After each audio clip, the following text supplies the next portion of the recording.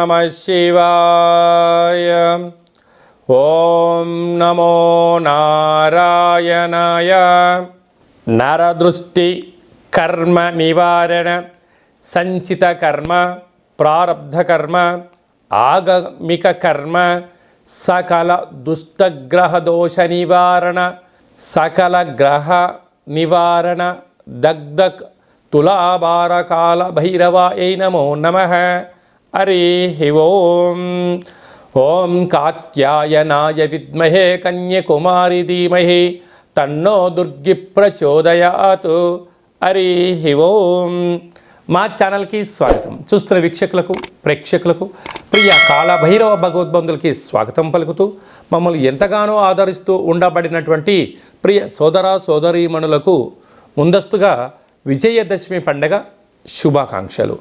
అమ్మదయ ఉంటే అన్నీ ఉన్నట్లే కనుక అమ్మవారిని స్మరిద్దాం, ధ్యానిద్దాం, కష్టాలను దూరం చేసుకుందాం, ఆధ్యాత్మికానికి దగ్గరవుదాం, అన్నింటి యొక్క విజయాలను పొందుదాం. 1/10/2024 నుండి 31/10/2024 వరకు అనగా అక్టోబర్ మాసమంతను కూడా 1వ తారీఖు నుంచి 31వ తారీఖు వరకు పుట్టినటువంటి వారందరికీ కూడా ముందస్తుగా జన్మదిన శుభాకాంక్షలు. గతంలో వివాహం చేసుకున్న వారికి వివాహ వార్షికోత్సవ శుభాకాంక్షలు. ద్వాదశ రాశుల్లో గ్రహ గమనాల్ని ఒకసారి వీక్షింపచేద్దాం. వృషభ రాశిలో గురు సంచార స్థితి, మిథున రాశిలో కుజ భగవానుడు సంచార స్థితి, కన్య రాశిలో త్రిగ్రహ కూటమి, రవి బుధులు కలిసి ఉండడం వలన బుధాదిత్య రాజయోగం, బుధుడు స్వక్షత్రకారకుడు, అక్కడే కేతు సంచార స్థితి, తులారాశిలో శుక్రుడు స్వక్షత్రకారకుడు, కుంభరాశిలో శని భగవానుడు స్వక్షత్రకారకుడు, మీనరాశిలో రాహు సంచార స్థితితో ద్వాదశ రాశుల్లో గ్రహ గమనాలు ఈ విధంగా ఉన్నాయి. ఇక్కడ విశేషం ఏమిటనగా కన్యరాశిలో బుధుడు స్వక్షేత్రకారకుడు, తులారాశిలో శుక్రుడు స్వక్షేత్రకారకుడు, కుంభరాశిలో శని భగవానుడు స్వక్షేత్రకారకుడు, 3 గ్రహాలు స్వక్షేత్రంలో ఉండడం వలన గ్రహయోగం అద్భుతమని చెప్పి గమనించాలి. మేషరాశి వారు మహాలయాల అమావాస్య సందర్భంగా స్వయం పాకంతో పాటు మనం ఆచరిస్తున్న విధి విధానాలతో పాటు ఎలాంటి కార్యక్రమాలు చేయడం వలన పితృదేవతల యొక్క ఆశీస్సులు కలిగి వారు అద్భుతమైన జీవితం పొందుతారో ఈ వీడియోలో సవివరంగా సంపూర్ణంగా తెలుసుకుందాం. మేషరాశిలో ఏ నక్షత్రాలు వస్తాయనగా అశ్విని నక్షత్రంలోని 1, 2, 3, 4 పాదాలు, భరణి నక్షత్రంలోని 1, 2, 3, 4 పాదాలు, కృతికా నక్షత్రంలో 1 పాదం కలిపితే మేషరాశి అవడం జరుగుతుంది. చాలామందికి పుట్టినటువంటి కాల సమయంలో డేటా బర్త్లు లేనటువంటి కారణం వలన పేరు యొక్క మొదటి అక్షరాన్ని అనుసరిస్తూ ఆ రాశిని తెలుసుకునే ప్రయత్నం చేద్దాం. చూ, చే, చో, లా, లీ, లు, లే, లో, ఆ అక్షరాల వారందరూ మేషరాశి జాతకులే. మేషరాశి యొక్క అధిపతి కుజ భగవానుడు కనుక ఈ మహాలయాల అమావాస్య అందులో బుధవారం రోజు రావడము, విశేషమైనటువంటి ఉత్తరా నక్షత్రము హస్తా నక్షత్రంలో రావడం వలన అంటే ఎవరి యొక్క శక్త్యానుసార మేరు ప్రకారంగా వాటితో పాటి తెలుపు వస్త్రాలను కానీ, గోధుమ రంగుతో కూడుకున్నటువంటి అంటే గోధుమలతో కూడుకున్నటువంటి చక్కెర పొంగలిని కానీ అలాంటి పదార్థాలను స్వయం పాకంలో దానం చేయడం, సాధువులకు సంతువులకు ఏర్పాటు చేయడం, అలాగనే కాకులకు వారి పితృదేవతలను పూజ చేసి ఈ పదార్థాలను పెట్టగలిగినట్లయితే వారికి సర్వత్రా గృహయోగము, మనశ్శాంతి, ఐశ్వర్యము, రాజకీయ యోగము మేషరాశి వారి సొంతమయ్యే అవకాశాలు చాలా అధికంగా ఉన్నాయి. అలాగే 2వ స్థానంలో గురువు, తృతీయంలో కుజ సంచార స్థితి ఉండడం వలన ఈ యొక్క తల్లిదండ్రుల యొక్క ఆశీస్సులు ఉండడం వలన పితృదోషం తొలగిపోవడం వలన గృహయోగము, ఐశ్వర్యము, ఆనందము, సకుటుంబ సపరివార వారందరూ కూడా ఆధ్యాత్మిక తీర్థయాత్ర కార్యక్రమాలు చేయడంలో అద్భుతమైన విజయం వారి సొంతమవుతుంది. 6వ స్థానంలో బుధాదిత్య రాజయోగం కారణం వలన ప్రభుత్వం నుంచి రావాల్సినటువంటి పెన్షన్స్ కానీ, రుణాలు కానీ, అంటే రాయితీలు కానీ, పత్రాలు కానీ, ప్రభుత్వ ఉద్యోగ ప్రయత్నం చేసే వారికి ఇది చాలా మంచి కాలము. కాకపోతే సమయస్ఫూర్తిగా మెలగగలిగితే భవిష్యత్ అంతా మీ యొక్క చేతుల్లో ఉందని చెప్పి గమనించాలి. లాభస్థానంలో శని భగవానుడు సంచారము చేయడం వలన అన్నింటా విజయం, శుభం, గృహము, వాహనాలు, బంగారు ఆభరణాలు, క్రయ విక్రయాలు యోగదాయకం, మీ సొంతం అని చెప్పి గమనించాలి. వ్యయంలో రాహు సంచార స్థితి ఉండడం వలన విశేషమైనటువంటి కొందరు శత్రువులు పొంచి ఉన్నారు. బంధువులు కదా అని, మిత్రులు కదా, స్నేహితులు కదా అని చెప్పి అప్పులు తీసుకోవడం, ఇవ్వకపోగా మిమ్మల్ని పోలీస్ స్టేషన్లు, కోర్టు మెట్లెక్కించడం, సతాయించడం, బంధువుల చేత వెలయబడ్డ పరిస్థితి కూడా తీసుకొచ్చే పరిస్థితి ఉంటుంది.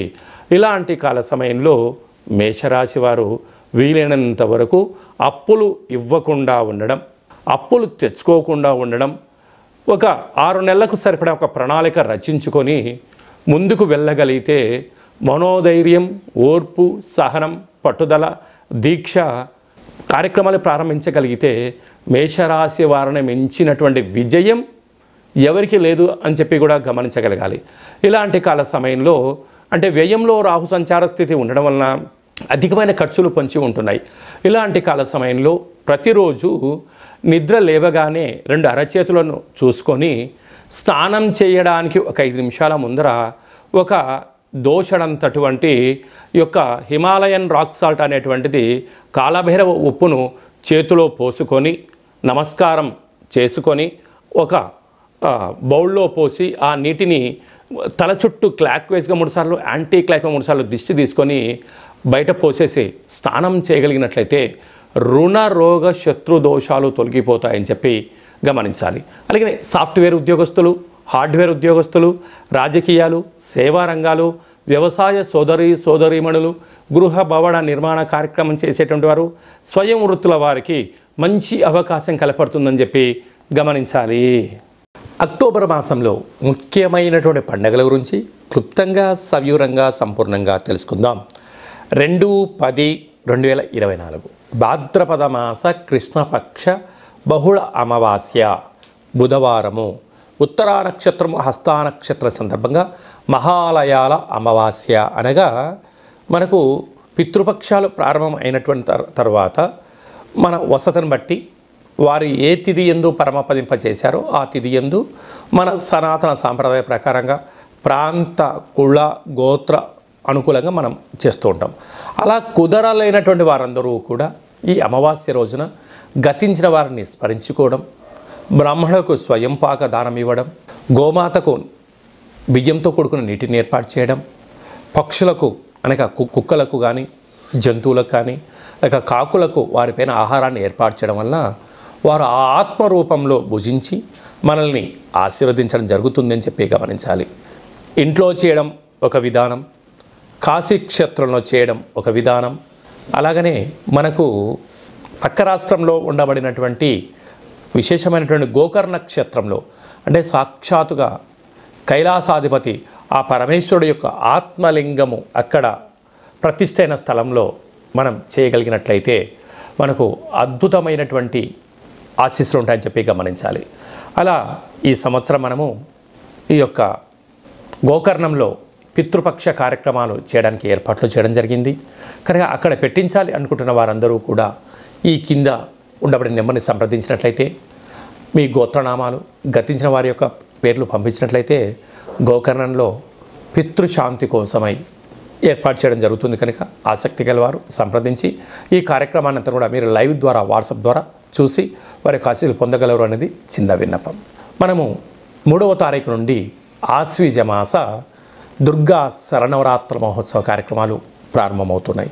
మనమందరము కూడా నవరాత్రులు భక్తి శ్రద్ధలతో యథాశక్తిగా అమ్మను ధ్యానిద్దాం, అమ్మను పూజ చేసుకుందాం, అమ్మవారి యొక్క ఆశీస్సులు పొందుదాం.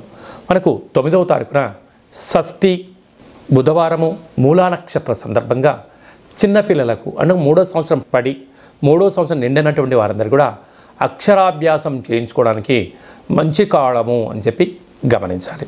11వ తారీఖున దుర్గాష్టమి కనుక మన వాహనాలకు, ఫ్యాక్టరీలకు, కర్మాగారాలకు యంత్ర ఆయుధ పూజ చేసుకోవడం వలన సంవత్సరాంతము మనల్ని ఆ అమ్మ చల్లగా కాపాడుతుందని చెప్పి గమనించాలి. 12వ తారీఖున విజయదశమి పండగ. మనమందరం కూడా విజయాలు కలగాలి అని అందరము కోరుకుంటాం. కనుక ఈ విజయదశమి రోజున పూజ చేసుకుందాం, అమ్మవారిని ధ్యానిద్దాం. అలాగే సాయం సంధ్యాకాల కార్యక్రమంలో సమీ వృక్షపు యొక్క దేవతను పూజ చేసుకుందాం. కష్టాలను తొలగించుకుందాం, విజయానికి స్వాగతం పలుకుతాం. ఈ సంవత్సరం మనం ఏదైతే పనులు ప్రారంభించాలి అనుకుంటున్నామో ఆ రోజు పనిని ప్రారంభిద్దాం, విజయాన్ని మనం సొంతం చేసుకుందామని చెప్పి గమనించాలి. అలాగే మనకు 17వ తారీఖున ఆశ్వీజ మాస పూర్ణిమ, అలాగే 24వ తారీఖున బహుళాష్టమి గురువారం పూట మనం కాళభైరవ హోమ కార్యక్రమాన్ని చేసుకోవడం వలన కష్టాలన్నీ తొలగిపోయి ఐశ్వర్యానికి స్వాగతం అని చెప్పి గమనించాలి. అలాగే మనమందరము కూడా ఈ యొక్క ఆశ్వీజ మాసంలో భక్తి తత్వంతో ఉందాం, కష్టాలను దూరం చేసుకుందాం, ఐశ్వర్యానికి స్వాగతం పలుకుదామని చెప్పి గమనించాలి. ఇంకనూ మనం విజయం సాధించాలి అన్నట్లయితే ఈ యొక్క పాత్ర అక్షయ పాత్ర, ఈ యొక్క పాత్రలో 12 రాసులు అచ్చు వేయడం జరిగింది. పాత్ర వల్ల ఉపయోగాలు ఏమిటయ్యా అనగా,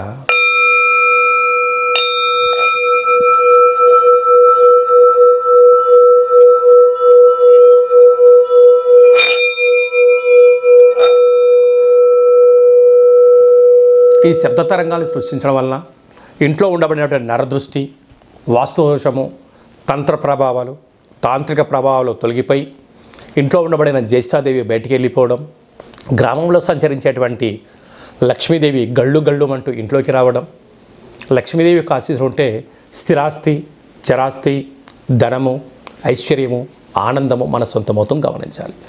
ఈ అక్షయ పాత్రతో పాటు కాళభైరవ స్వామి యొక్క పిరమిడు, డాలరు, కంకణము, రుద్రాక్ష మన కోసం ప్రత్యేకంగా కాళభైరవ హోమం చేయించడము, ఈ కార్యక్రమంతో కూడా వాట్సాప్ ద్వారా లైవ్ మీకు చూపించడము, అలాగే 27 రకాల వస్తువులతో దిష్టి దించడం జరుగుతుందని చెప్పి గమనించాలి. ఆసక్తి గలవారు ఈ కిందను సంప్రదించి అక్షయ పాత్రను సొంతం చేసుకోగలరు. కాళభైరవ హిమాలయ సముద్రపు సైంధవలవన దీపం అంటే ఉప్పులందు సైంధవలవనం ఉప్పు వేరయ్య అని చెప్తారు.